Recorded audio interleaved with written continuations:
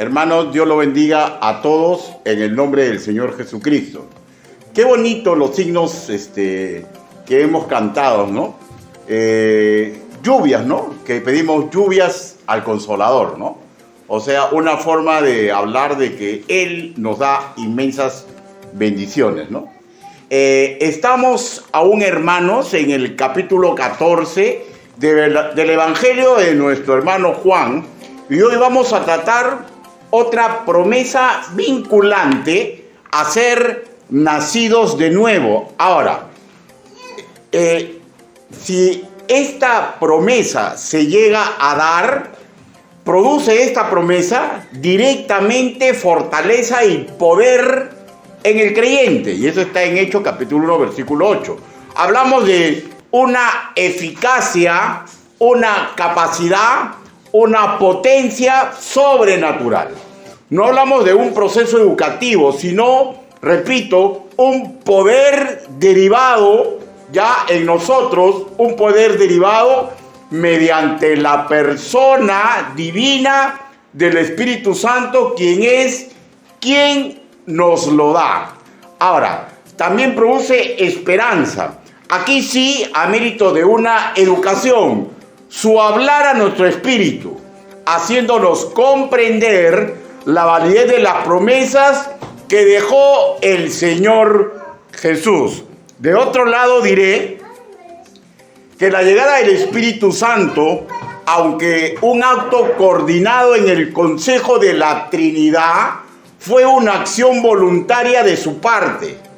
Y así confirmamos su magnífico, insuperable y sacrificado amor que nos profesa. Pues pese a que, y escúcheme ya, pese a que en nuestro corazón de todo creyente, de continuo, y más de lo que deseamos, producimos caos, corremos al pecado, nos resistimos a hacer lo pío que mata nuestros deseos, ¿ya? Y todo esto producto de nuestra naturaleza pecaminosa y grave celeste en su corazón. Y ni aún así, por todo este lastre que usted está escuchando, Él nos va a abandonar. Pregunto, ¿no es una manifestación de un amor perfecto? Cada nombre y título con que se revela el Espíritu Santo habla de una labor divina para con nosotros. Espíritu de gracia, Hebreos capítulo 10, versículo 29. Espíritu de verdad, Juan capítulo 14, versículo 17. Espíritu de vida, Romanos capítulo 2, versículo 8. Espíritu de sabiduría y conocimiento, Lucas capítulo 4, versículo del 18 al 19. Espíritu de la promesa, Hechos capítulo 1, versículo 4. Espíritu de gloria, Primera de Pedro capítulo 4, versículo 14. Espíritu de Dios, Primera de Corintios capítulo 3, versículo 16. Espíritu de Cristo, el Consolador, ¿no? Ahora, de hecho, hermanos míos, no vamos a tratar todos los significados de los nombres que tiene el Espíritu Santo, porque para eso está en nuestro discipulado, ¿no? Pero forzosamente, cuando analicemos los versículos que son centrales a la exposición del día de hoy, vamos a recordar algo de aquello. Sin más, hermanos míos, finalicemos esta parte introductoria y entremos a la lectura bíblica que antecede al cuerpo de esta exposición. Recuerde, estamos en la quinta entrega de ciertas promesas del Señor. El Evangelio según nuestro hermano Juan, capítulo 14. Voy a leer versículo del 15 al 17. Si usted ya lo ubicó, creo que ya lo ubicó. Pongámonos de pie con excepción de los que tienen niños en brazos.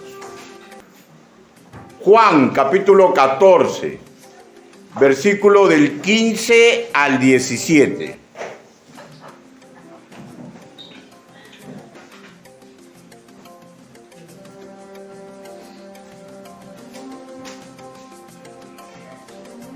Ya. Entonces, dice la palabra del Señor así: si me amáis, guardad mis mandamientos.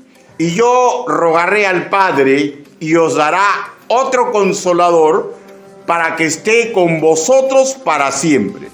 El Espíritu de verdad, el cual el mundo no puede recibir porque no lo ve ni le conoce, pero vosotros le conocéis, porque mora con vosotros y está en vosotros. Todos a mi voz, por favor, vamos a repetir el versículo 15. A mi voz, 1, 2, 3. Si me amáis, guardad mis mandamientos. Palabra de Dios. Permítame guiarlos en una oración congregacional. Bendito Padre Celestial, los que estamos aquí reunidos, comprendemos a cabalidad que no existe ser humano digno de predicar su evangelio. Señor, pero hoy soy su mensajero. Hable, Señor Yahvé. Permita que lo que he estudiado, lo que he sintetizado en esta entrega para usted, Señor, sea asimilado por mis hermanos y a mí me haga recordar la magnífica promesa que usted me ha entregado. Gracias infinitas le damos a usted. Estas cosas le pedimos en el nombre bendito del Señor Jesucristo. Amén. Por favor, tomen asiento.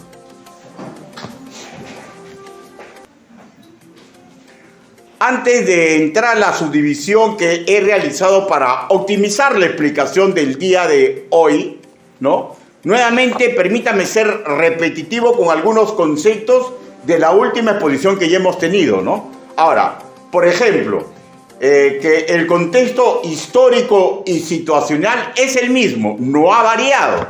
Y creo útil también resaltar el versículo que hemos leído todos juntos, el 15, dice: si me amáis, guardad mis mandamientos. Que ya les dije, hermanos míos, que para todas las promesas condicionales que nos son entregados, este versículo es como una especie de bisagra, la obediencia, para que se logren los beneficios en su máxima expresión. Por favor, escúcheme y grábelo en su corazón, ¿ya? Todas las promesas condicionales del Señor Jesús, para que lleguen a mí en su máxima expresión, amerita que yo me vuelva colaborador de Dios. Y el colaborar con Dios es simplemente obedecer su palabra, ¿ya? Obedecer su palabra. Pastor, quiero paz. Obedece su palabra. Pastor, quiero tener tranquilidad. Obedece la palabra. Y la palabra del Señor me dice a mí y le dice a ustedes que las promesas condicionales hay una bisagra que implica que tenemos que aprender a guardar sus mandamientos. Porque si no, hermanos míos, estamos pidiendo peras al olmo, pues. ¿No? Peras al olmo. ¿Y por qué es esto? Escuche y grábase. Porque la labor y la incumbencia del Espíritu Santo que se nos prometió no radica en que va a ejercer una fuerza irresistible, pues no nos va a obligar a amarlo, no nos va a obligar a obedecer al Altísimo, pero, repite, sí produce ¡boom! Poder, dinamita en todo nacido de nuevo. ¿Qué implica esto? Que todos tenemos una capacidad sobrenatural, perdónenme lo redundante, para amar y obedecer como Dios quiere que hagamos. Pues cuando un nacido de nuevo, en él se hizo realidad este obsequio, fuimos cubiertos del amor divino. Y eso está en Romanos capítulo 5, versículo 5. Y se nos entregó, ¡boom!, poder, virtudes de Cristo.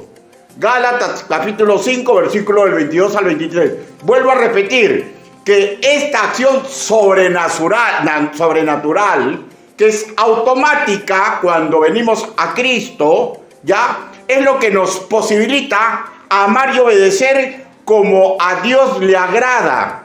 Y si así, o sea, si amamos y obedecemos, posibilitamos el máximo beneficio de las promesas que Dios nos entrega. Porque esto no es magia, pues. Esto no es magia. Esto es poder de Dios y educación del Señor. Nunca, hermanos míos, fue objeto de la promesa que el Espíritu Santo nos robotice. Además está, escuche y aprenda, que para que el amor sea útil y excelso en su máxima expresión entre dos personas, debe ser una vía de dos carriles, ejerciendo la voluntad personal. ¿Eso qué implica? Que si, por ejemplo, si mi esposa se porta mal, ¿yo debo portarme mal? No, hermanos míos. Pero el amor excelso es de dos carriles, pues. El respeto excelso es de dos carriles. Pero si me respetan y no me aman, yo tengo que amar. Porque para tener paz en mi corazón, tengo que guardar sus mandamientos. Muchos esperan y condicionan algo que para nosotros no es condicional. El amar y obedecer no es condicional. Es un mandato y punto. ¿Ya? Entonces, si hubiera una fuerza irresistible del Espíritu Santo, no se haría lo excelso, pues, ¿no? Que yo tengo que amar por voluntad propia y obedecer por voluntad propia. ¿Quieren un amor excelso? Pues implica sacrificio de la persona que esté en una relación. Regresando al Espíritu Santo. Por tanto, el Espíritu Santo sí nos recuerda las palabras del Señor Jesús. Juan capítulo 14, versículo 26. Sí nos convence de lo conveniente de hacer como el Altísimo le place. Sí nos convence de la conveniencia de amarlo y obedecerlo. Y a su vez nos hace ver con suma claridad las consecuencias inconvenientes de vivir a espaldas de su sabiduría escritural. Y esto está en Juan capítulo 16, versículo 8. Pero repito, su inmenso y perfecto poder, escúcheme, no cancela el acto soberano que se tiene que dar en los hijos adoptivos, ¿ya? ¿Qué implica? De que tenemos que tomar decisiones. No va a cancelar mis decisiones ni en sabiduría, ni en necedad. Y si yo tomo decisiones en sabiduría, ¿ya? Potencio a lo máximo las bendiciones. Y si tomo decisiones en necedad, vuelvo a repetir, no le vas a poder pedir peras al horno. Toda acción tiene una consecuencia. Y eso es lo que tenemos que comprender. Por ello, hermanos míos, lo importante de involucrarnos en el proceso educativo. ¿Cuál es el proceso educativo? Aceptar aprender, aceptar edificarme, aceptar ser discipulado, aceptar escuchar las prédicas, aceptar consejería cuando la necesito, ¿ya? Involucrarnos en el proceso educativo. Pero, por favor, escúcheme, ¿ya? Escúcheme y grábeselo, ¿ya? Hay personas que se involucran mucho en un proceso educativo porque ya se dieron cuenta que les conviene, pues. Pero si yo me involucro en un proceso educativo que me conviene, tengo que comprender que este proceso educativo que a mí me conviene no puede estar desligado de ser ejecutor de la gran comisión. Porque si yo solamente me preocupo por lo que a mí me conviene, ese es un amor medio raro, pues, ¿no? Por eso que para que rinda efectos las bendiciones del Señor, el creyente no solamente tiene que intentar vivir piamente, virtuosamente, imitando a Cristo en las virtudes, en sus relaciones interpersonales, también tiene que involucrarse ahora sacrificadamente en la gran comisión. Y eso es lo que a muchos no les entra en la tutuma. porque aceptan a Jesús como Salvador, pero no quieren aceptarlo como Señor. Y ese es el problema. Y es eso por los cuales a veces las inmensas bendiciones que Él nos va a entregar no pueden ser logradas en su máxima expresión. No porque Dios no tenga poder, sino porque el creyente es convenido. ¿Y saben cuándo un creyente es convenido? Explico y asimile. Cuando todavía es un niño. Porque los niños y los adolescentes suelen reclamar derechos. Y los jóvenes camino a la madurez y los adultos nos situamos en responsabilidades. Tenemos que crecer. Tenemos que darnos cuenta que las responsabilidades son lo que llevan a un pueblo al desarrollo y a su máxima expresión como un pueblo, y lo mismo con un individuo. Y los pueblos y los individuos que viven pidiendo sus derechos, su conveniencia, nunca llegan a buen puerto.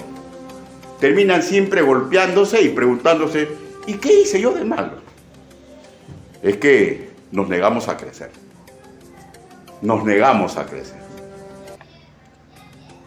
Por eso es importante involucrarse en el proceso educativo para poder imitar a Cristo, sin dejar de lado ya el proceso ejecutor de la Gran Comisión, bajo todo punto de vista, ¿no? En lo económico, ¿no? Ser mayordomo en lo económico, ser mayordomo de mi tiempo, ser mayordomo de mis dones, ser mayordomo de mis virtudes, ¿no es cierto? Ser mayordomo.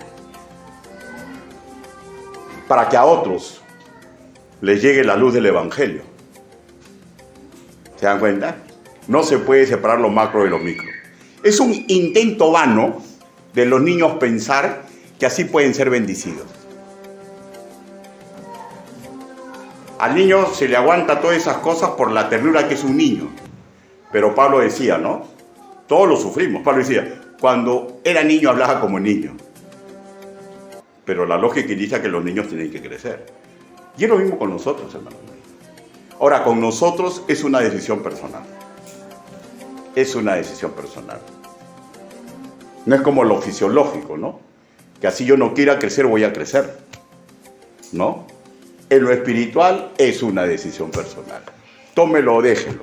Aquí están las bendiciones y acá están las maldiciones. Y no es que Dios sea malo, sino que nos negamos a crecer. Estamos acostumbrados a que yo necesito, yo quiero, a mí me parece, a mí me conviene. Y el Evangelio no es así, hermanos míos. El Evangelio es tener un amor sacrificado por los demás. Y eso magistralmente fue lo que, según lo que dice la palabra del Señor, el Señor fue humillado, ¿no? Hasta hombre, como hombre, fue crucificado y fue exaltado después de ser humillado. Y dicho estas cosas, entremos ahora a la subdivisión prometida. Primero, ¿cuál es la categoría de quien nos es prometido? ¿Cuál es la categoría de quien nos es prometido? Juan capítulo 14, versículo 16, en su segunda parte. Pero en su primera parte dice, y yo rogaré al Padre, y acá está, ¿no? Y os dará otro consolador. Esa es la segunda parte. Y os dará otro consolador. Por favor, escúcheme, ya no le escúcheme. Hay algunos grupos heréticos que afirman que el Espíritu Santo solamente es una fuerza divina. Y si tuvieran la razón, no tendría personalidad propia. Y si tuvieran razón, simplemente sería la consecuencia de otro ser. Así, por ejemplo, afirman los mal llamados testigos de Jehová. Olvídense, testigos de Jehová. Pero la misma escritura, en forma simple, tajante y categórica, echa por los suelos esta herejía. Por ejemplo, vayamos a Romanos capítulo 13, versículo 2. Sin perder Juan.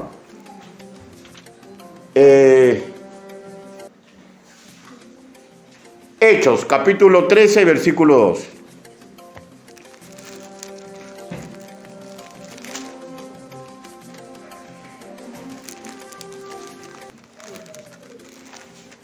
Hechos, capítulo 13, versículo 2. Significativo en la segunda parte, pero vamos a leer todo el versículo. Dice: ministrando estos al Señor y ayunando, escuchen, dijo el Espíritu Santo,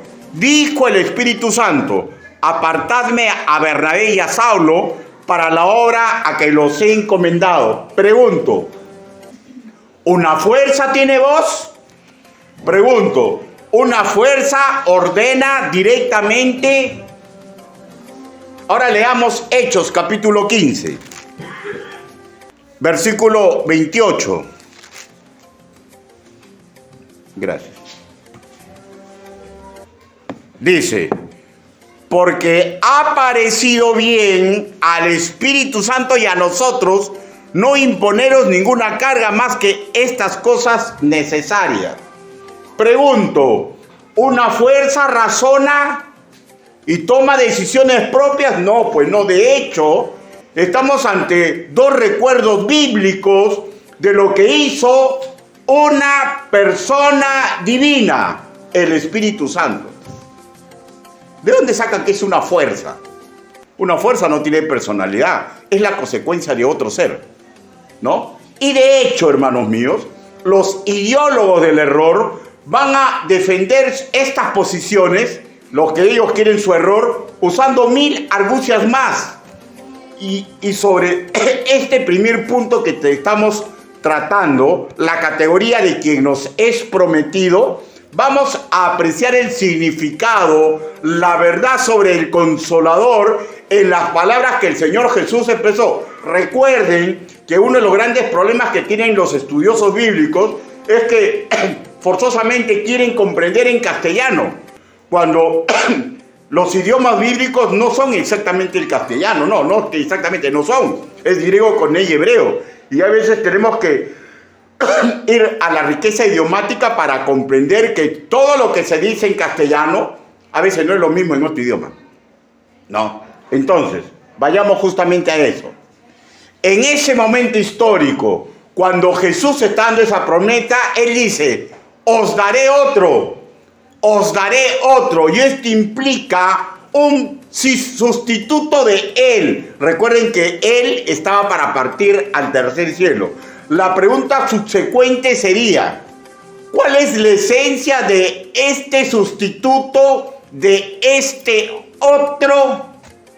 Cuando leemos en castellano, en este versículo, otro, ya, es el vocablo en el griego koiné, es alos, que implica diferencia numérica, ¿ya? O sea, no es el 1, es el 2, por ejemplo, o es el 3. Ya, alos, diferencia numérica. Ahora, para una mejor explicación, ¿ya? Busquemos Hechos capítulo 7, versículo 18. Y usted va a notar que en castellano también ahí dice otro, ¿ya? Busque, por favor, Hechos capítulo 7, versículo 18.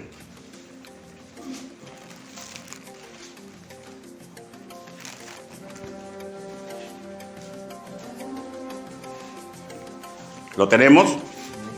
Dice: hasta que se levantó en Egipto otro rey que no conocía a José. Esta otra es la palabra, otro rey que no conocía a José. Ahora vayamos a Romanos capítulo 7, versículo 23. En castellano, otro es otro, ¿no es cierto? Ya. Romanos capítulo 7,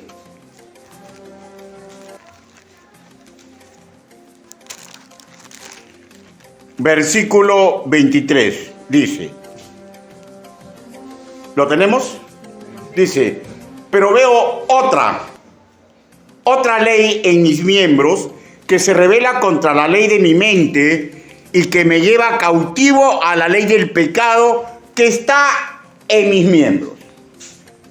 Ahora, por favor, en estos, escúcheme ya, en estos dos últimos versículos, en el idioma original no se usa alos, o sea, no está hablando de una diferenciación numérica o de persona. Ahora lo que en castellano nosotros leemos otro u otra, ¿ya? Pero si lo hubiéramos leído o lo escuchamos hablar en el griego koiné, el vocablo sería héteros.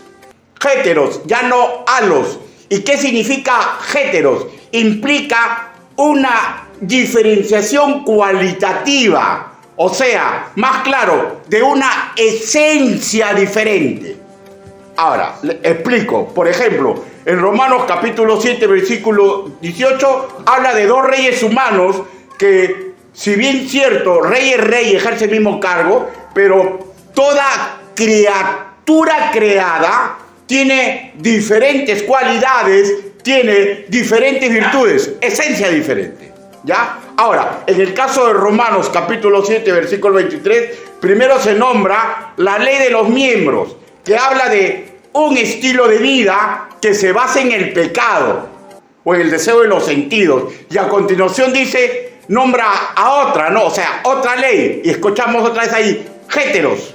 Y habla otra ley, habla de la ley de la mente, que implica normas que se basan en la virtud que le agrada a Dios. O sea, héteros en castellano suena igual que alos, ¿ya? Pero en el idioma original no significa lo mismo. Entonces, Jesús, al usar en el griego koiné alos, ¿no? O sea, cuando vemos ahí en la traducción alos, ¿ya? Para referirse al Consolador, y así lo que está diciendo, que este otro que lo va a reemplazar, este alos, ¿ya? Tiene su misma esencia divina, porque cualitativamente es igual a él. Es perfecto, tiene virtudes, sin posibilidad de pecado, porque esta es la característica cualitativa solamente que pertenece a la Divina Trinidad. Perfecto el Padre, perfecto el Hijo, perfecto el Espíritu Santo. O sea, ¿qué nos está diciendo Jesús? Nos está diciendo que el Consolador es Dios, una persona de la Trinidad. Estamos hablando, hermanos míos, en este caso, de dos personas divinas cuya esencia es la misma calidad y pureza de amor, incapaces de equivocarse, eso sí, con diferente función, ¿no? Porque mientras que Jesús, el Cristo, moriría en la cruz, el Espíritu Santo, una vez que Él asciende a los cielos, vendría a estar en los creyentes para enseñarnos y convencernos de la verdad y la validez de imitar a Cristo, ¿ya? Y para eso Él, otra de sus funciones es que Él nos da el poder mediante las virtudes de Cristo que Él deposita en nosotros, que es denominado el fruto del Espíritu Santo, y que Él daría consolación, porque ya Jesús no estaría en este mundo, ¿ya? Y esto sería hasta que se cumplan los tiempos, ya, determinados para que Jesús regrese. Por eso que en el mandato vayan, prediquen, enseñen, bauticen, enseñen, que cumplan los mandamientos, y yo estaré con ustedes hasta el fin del mundo.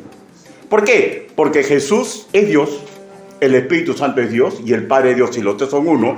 Pero si hablamos correctamente, Jesús está en el cielo sentado a la diestra de Dios Padre y nuestro abogado, y ese otro que mandó es el Espíritu Santo, que vino a este mundo porque fue determinado en el consejo de Dios, pero por voluntad propia, como que por voluntad propia el Señor Jesús murió en la cruz por nosotros. Esa es la esencia de la promesa que se nos entregó, de la persona divina que mora en nosotros. Ahora sí, demostrado lingüísticamente que Jesús enseñó que el Espíritu Santo era de su misma esencia y poder, según el contexto, vamos al segundo punto a tratar.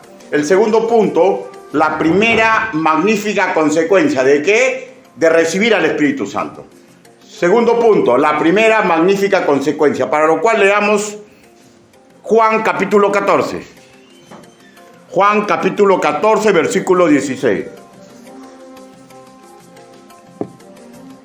dice, y yo rogaré al Padre y os dará otro consolador para que esté con vosotros para siempre. Ya, pero centrémonos en el consolador, pues, ¿no? O sea, esta es la primera magnífica consecuencia, ¿no? Ya, y os dará otro consolador. Ahora, para saber la consecuencia, lo primero que tenemos que comprender por qué Jesús le da ese título de consolador, ¿no? Ya, y para eso tenemos que buenamente regresar al idioma original. En el griego koiné se pronuncia así, Parakletos, literalmente aquel que es invocado. Y esto está en Juan capítulo 14, versículo 16, versículo 26, capítulo 16 al 7. O sea, eso es, ¿ya? Consolador, en castellano, en griego koiné, Parakletos, que literalmente implica aquel que es invocado. Ahora, su importancia y la trascendencia divina ya se explicó en el primer punto tratado. Ya, o sea, el sentido es que Jesús nos está diciendo, a él tienen que invocarlo porque él le va a entregar ayuda perfecta porque tiene la esencia divina. Y como esa labor es específica al Espíritu Santo y está en un tiempo ideal, porque recordemos que la promesa está en la segunda parte del plan divino. Recordemos, ya los creyentes poseen las virtudes de Cristo, un poder que viene de lo alto y es el tiempo ideal. ¿Ya? Asimismo, esto que esté escuchando no suena a marginación a lo de antes, sino que Dios en sus tiempos, ese es el plan que Él tiene, ¿no es cierto? Ahora, ¿y por qué digo que esto se comprende en las mismas palabras del Señor Jesús? Porque el evangelista Juan en el capítulo 6, versículo 7, no lo busque porque voy a leerle una versión Dios habla hoy, ¿ya? Dice así, pero les digo la verdad, es mejor para ustedes que yo me vaya, porque si no me voy, el defensor no vendrá para estar con ustedes, pero si me voy, yo se los enviaré. ¿Por qué? Porque el tiempo es perfecto. Ahora, el sentido utilitario que implica esta función, el derivado en positivo del título Parakletos, es como llamar a nuestra cabecera en sentido de pedirle ayuda a un insuperable abogado porque nos sentimos torpes y sabemos que podemos perder nuestra libertad. Por eso es que, vuelvo a repetir, ¿ya? El orgullo y creer en mi propia capacidad es desobediencia y no dejo trabajar correctamente aquel que debo invocar. ¿Ya? O sea, ese es el sentido. Pero hay más, ¿no? O sea, viendo en sintonía con las figuras literarias que da el idioma, o llamar a un irrefutable doctor de cabecera, pues me estoy dando cuenta que estoy en una situación sumamente peligrosa para mi vida y quiero recuperar o quiero mantener mi salud espiritual y emotiva. Y lo invoco porque es un doctor perfecto, que me va a dar la receta perfecta porque él lo sabe todo. Es como que un doctor me diga, usted está con gripe. Ya, doctor. ¿Y qué debo hacer? No tome nada de helado. Abríguese. No se bañe a la 1 de la madrugada, porque esa es mi costumbre. Y digo, ya, doctor. Ay, qué buen doctor. Pero no, me baño a la 1. ¿No? Me desabrigo. ¿Cómo pues voy a sanar? Si no le creo al doctor. Ahora, por favor, escúcheme ya. Estamos en la capacidad de obedecerlo. ¿Por qué? Porque el tiempo ideal a nosotros nos ha investido con el amor que todavía los apóstoles no les había dado cuando el Señor todavía estaba con ellos. Ahora, vamos a ver el aspecto negativo, ¿ya? El aspecto negativo apoyándonos en un dicho escritural. Romanos capítulo 10, versículo 14 dice: ¿cómo pues invocarán a aquel en el cual no han creído? O sea, este insuperable e inmenso poder y capacidad de uno que consuela y que alienta por iniciativa propia, esto significa paracletos, no puede ser ejercido dado la incredulidad de dicho sujeto. La implicancia práctica es quien ha rechazado el amor del Padre, que es en Cristo Jesús, ¿ya? Rechaza también esta promesa. Y si así las palabras tranquilizadoras, didácticas, orientadoras de las Escrituras no le pueden ayudar para lograr la paz que prometen las Escrituras. Esa es la primera parte. Lo que nos lleva a la segunda magnífica consecuencia, porque un consejero, un doctor, ¿no? Me va a regresar paz, ¿no? Ay, voy a curarme de mi enfermedad, no voy a perder mi salud, ¿no? Un abogado que veo que estoy en peligro de caer a prisión, me va a regresar la paz y me va a decir: no, vamos a presentar este escrito, la ley te apoya, este otro, no te preocupes, me regresa mi paz, ¿no es cierto? Ya, entonces Paracletos, el que es invocado y su función es darnos paz. Y la paz, hermanos míos, implica obediencia. Segunda magnífica consecuencia. Juan capítulo 14, versículo 17. Dice así: el Espíritu de verdad, a cual el mundo no puede recibir, porque no lo ve ni le conoce, pero vosotros le conocéis porque mora en vosotros y estará con vosotros. Por favor, escúcheme, ¿ya?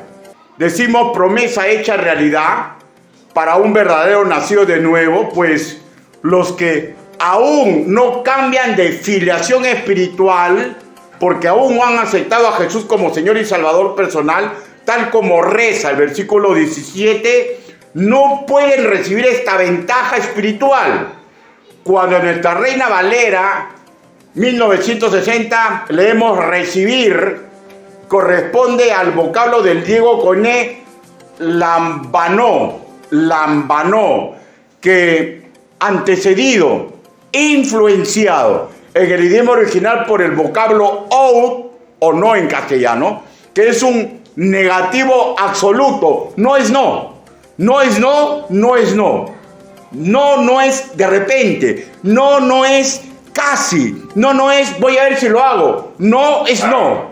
Negativo absoluto. Entonces, unido a lambado implica, ¿ya? Lambado implica una absoluta incapacidad de obtener el poder que deriva del Espíritu Santo. Y esto es a mérito que cuando se le ha presentado el Evangelio de vida, ha rechazado unirse espiritualmente a Jesús como su Cristo y como su Señor. Por tanto, no hay capacidad de imitar a Cristo, pues ha rechazado la salvación gratuita que se le ha ofrecido, el Evangelio de vida, y dado razones por las cuales, escúcheme ya, conscientemente dicho individuo rechaza. Lo primero dice ahí, porque rechaza porque no lo ve. Escuche ya, no implica imposibilidad de usar el sentido de la vista, pues de ser así, los que no vivimos cuando Jesús caminaba por este mundo, pero lo hemos recibido como Señor y Salvador, no se nos podría aplicar la segunda parte de Juan capítulo 20, versículo 21, que dice: bienaventurados los que no vieron y creyeron. O sea, no está hablando del sentido de la visualización, sino lo que implica que no lo ven es el poco interés de considerarlo, apreciarlo, contemplarlo. En griego koine zooreo, o sea, expectarlo para imitarlo, porque no estuvieron interesados y no están interesados en imitarlo. ¿Se dan cuenta? Por eso es que no lo ve. porque no tiene interés de verlo. ¿Para qué voy a verlo si no lo voy a imitar? Lee la palabra. ¿Para qué? ¿Para qué? Si no lo pienso hacer. Eso es típico de uno nacido de nuevo. Pero si esto ocurre con un creyente verdadero, está siendo sumamente negligente. Y está entorpeciendo la labor del Espíritu Santo en él. ¿Van dándose cuenta de la importancia de educarse en el Señor? ¿Cómo pues voy a imitar a aquel que no sé su vida? Y continuemos. El segundo término por lo cual dice que no lo puede recibir es porque ni le conoce. Otra vez estamos ante una negación de un vocablo neo. Ahora la palabra es ginosco, que refuerza el mismo concepto, ¿ya? ¿Por qué? Porque ginosco implica conocer, saber de él. O sea, pero unido al negativo ou, dice absolutamente no tiene interés espiritual de conocerlo, ni saber de él. Pueda que sí intelectualmente, ¿ya? O sea, qué bonito leer la Biblia, qué bonito la vida de Jesús. Ah, la última tentación, sentémonos, compremos palomitas de maíz, veámoslo. ¿Ya? Puede decir que tenga la curiosidad del griego, ¿ya? O puede ser el sentido religioso de los judíos. Me persino 80 veces, ¿ya? Pero, o sea, intelectualmente sí, pero no le interesa, ¿ya? Conocerlo para cambiar de vida. Pues en el fondo no le interesa un aliado que le pida ser virtuoso como él es virtuoso. No le interesa un estilo de vida moral que propone ese aliado. No está interesado en ser ejecutor de su plan micro. ¿Cuál es el plan micro? Creyente, aléjate del pecado. No robes, no forniques, no mientas. No esté interesado porque se siente contento haciendo esas cosas. ¿Ya? Ahora, ni tampoco está interesado en el pan macro. O sea, sacrificar mi bolsillo, mi tiempo, mi juventud, mi vejez para ayudar en la gran comisión. O sea, cuando le presentaron a Cristo, no está interesado en estas cosas y todavía en la actualidad tampoco está interesado. La pregunta consecuente es, ¿por qué ocurre esto? Adam Clarke, ya en la presencia del Señor del año 1832, lo explicó así. Es que aún están atentos e influenciados solo, ¿ya? Por el deseo de la carne, el deseo del ojo y el orgullo de la vida. O sea, yo mismo soy, yo lo puedo hacer. ¿Para qué voy a hacer? Yo mismo soy. Uy, qué rico, eso va a ser mío. ¿Ah? O sea, todavía está influenciado completamente por el mundo. No quiere cambiar. Yo lo he estudiado esto a cabalidad. Y cuando lo veo, recuerdo cuando a mí me presentaron el Evangelio. A mí me presentaron el Evangelio cuando tenía 14 años. Y no miento, yo desde los 7 años soy lector. Y comprendí muy a cabalidad. Yo me leí la Biblia más o menos a los 9, 10 años, completamente. Así era de devorador de libros. Yo comprendí exactamente el Evangelio. Y comprendí que tenía que cambiar. No, yo no voy a cambiar. Que ya no voy a poder jugar. No voy a poder tener ni chicas. No voy a poder hacer nada de eso. No. Qué bonito que me hablen de Jesús, pero yo no voy a cambiar. Yo tengo mis planes de vida. Y así, de tumbo en tumbo, hasta que me di cuenta que no aguantaba más.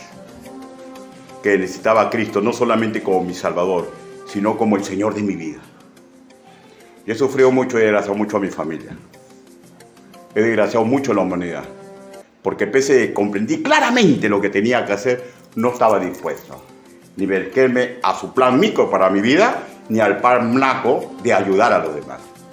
Primero yo, segundo yo, tercero yo, yoísmo, imitadores del demonio.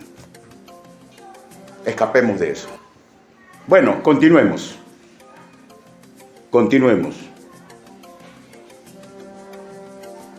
no está dispuesto a vivir una vida pía, no está dispuesto a sacrificarse por la gran comisión. Le sabe sí a poesía, pero sus pies, según Adam Clark y la lógica indica, sus pies no pueden volar porque están soldados al mundo. En concordancia del énfasis que le estamos dando a esta exposición, hace que surja la siguiente interrogante válida, ¿no? ¿Qué actitud divina, magnífica, se revela para nosotros cuando se nos dice que es el Espíritu de verdad? Explico. Que los que lo tienen en su ser al Espíritu de verdad, versículo 17, se ven obsequiados con ¡boom!, su poder, su capacidad. Y así sí les es posible entender las revelaciones, los comunicados de las Escrituras para vivir significativamente para el Hacedor. Escúcheme, yo no puedo tener una vida significativa para Dios si solamente pienso en primera persona. Dios lo tenía todo. Dios en la persona de Jesús, y lo perdió todo por amor a nosotros. El padre, ¿qué padre no quiere a su hijo? ¿Usted sería capaz de dejar que su hijo muera? Dejó que su hijo muera para demostrar un amor sacrificado. Eso es amar. Óigame, yo no aceptaría vivir en el corazón de ningún ser humano. Usted sabe lo que tiene en su corazón. Por más que busca a Dios, ¿cuántos pensamientos equivocados tiene? ¿No? Se avergüenza, ¿no? Es una naturaleza pecaminosa. Yo, si fuera el Espíritu Santo, no aceptaría vivir por siempre en un ser humano. Ese es amor, sacrificado. Entonces, tenemos que sacrificarnos por la gran comisión. Si no, no es un amor de Dios. Y si sí tenemos el amor de Dios, estamos todavía manifestando el infantilismo del niño malcriado, del niño travieso, del niño convenido que se niega a crecer.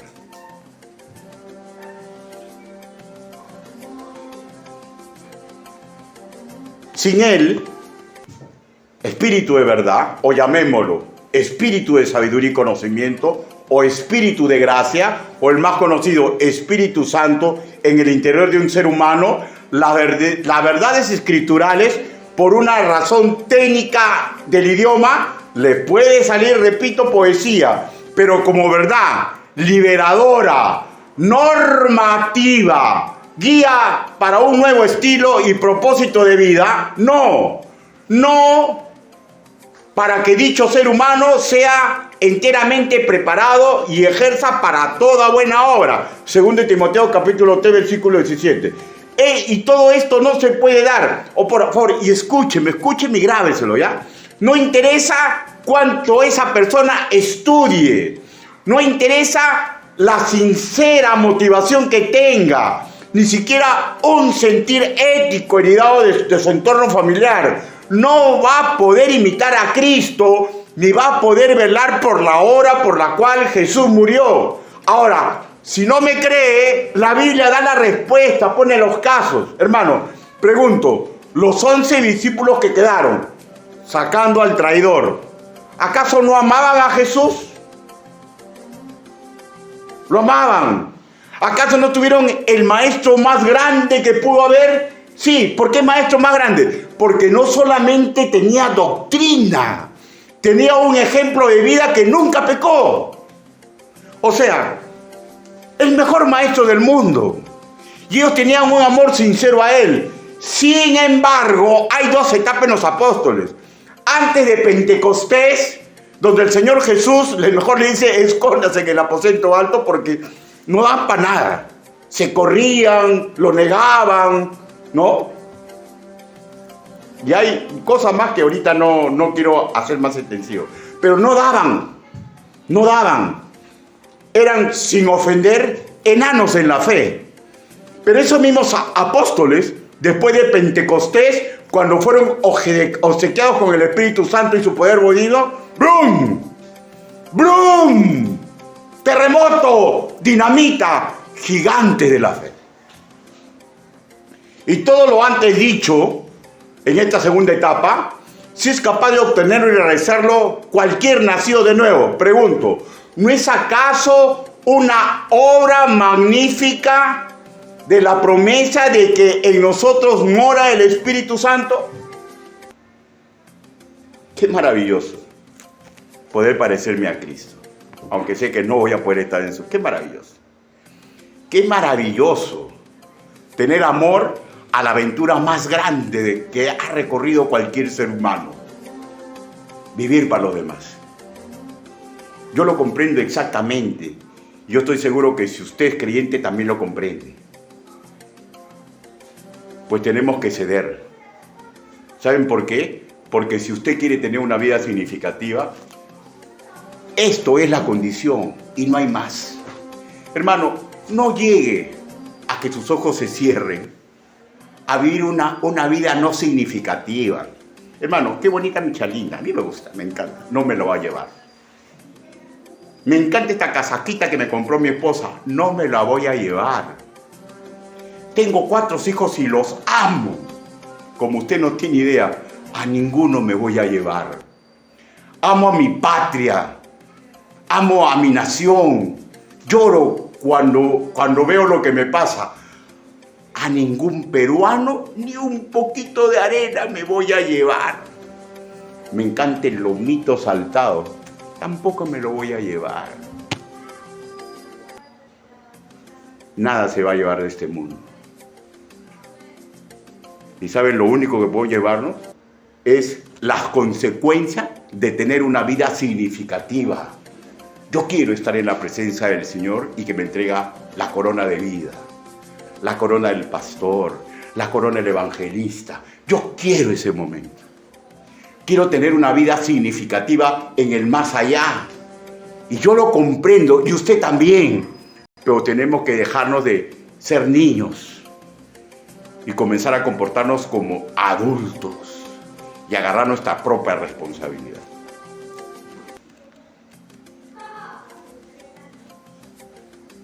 Quiero dejar claro ya, el Espíritu Santo, incluso antes de ser nacido de nuevo, convence de pecado y juicio al mundo, ¿ya?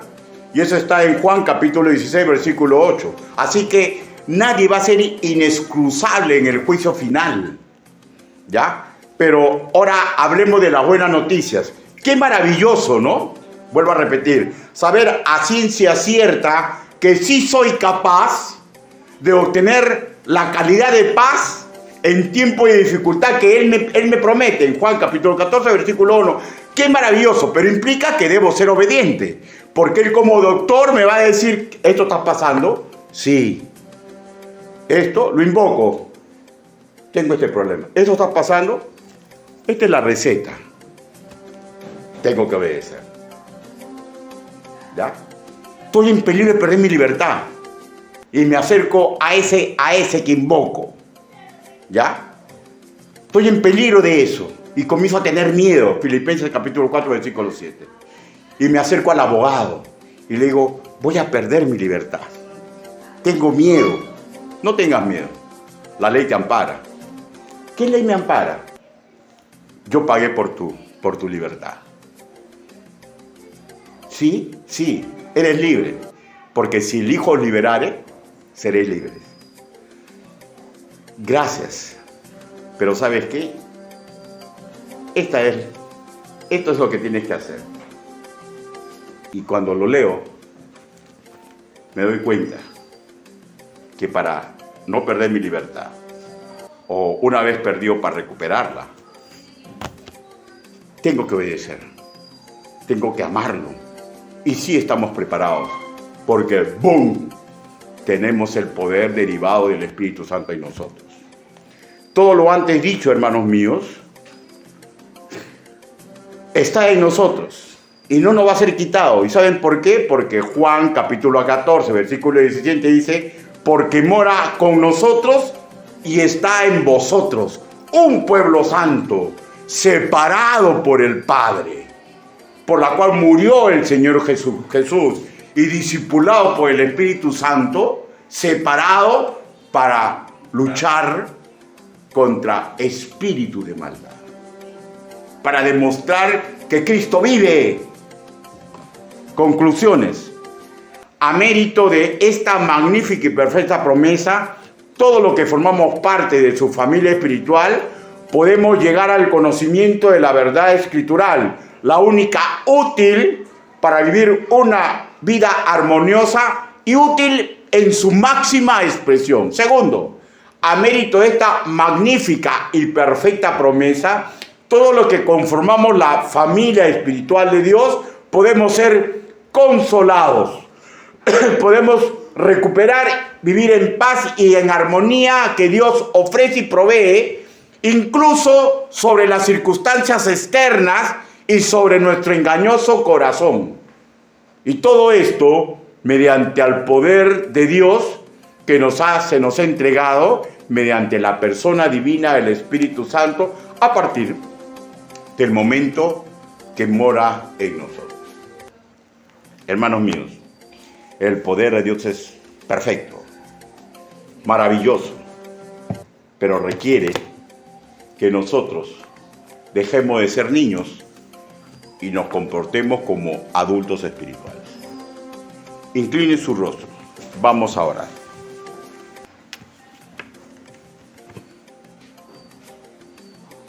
Bendito Padre Celestial. Señor, es increíble enterarnos de que nos convenía que usted ya no esté con nosotros para que venga el Consolador, para que venga el Espíritu de verdad. Gracias, Señor. Gracias por esa promesa bendita. Gracias por habernos sellado en el Espíritu Santo. Gracias, Señor, por todas estas cosas que están en su palabra. Gracias por ese inmenso poder que nos ha entregado. Ayúdenos, Padre, para que todos pasemos ya de dejar de ser niños y aceptemos ser jóvenes camino a la adultez. Y los que ya son adultos, Señor, ayúdenos, Padre, para no cansarnos, Señor, para aprender a descansar en usted, porque el mundo nos quiere devorar. Quiero hacer una invitación. ¿Desea usted tener nuevas fuerzas y renovar como las águilas? Permítame que oremos por esto, porque si usted es hijo de Dios, en usted está el poder.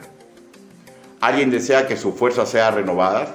Hágame una señal. Dios te bendiga, Dios te bendiga, Dios te bendiga, Dios te bendiga. Ahora quiero hacer una invitación. Escúcheme con suma claridad. Si usted aún no es salvo, si usted aún no es salvo, si usted aún no es salvo, no solamente va camino al infierno,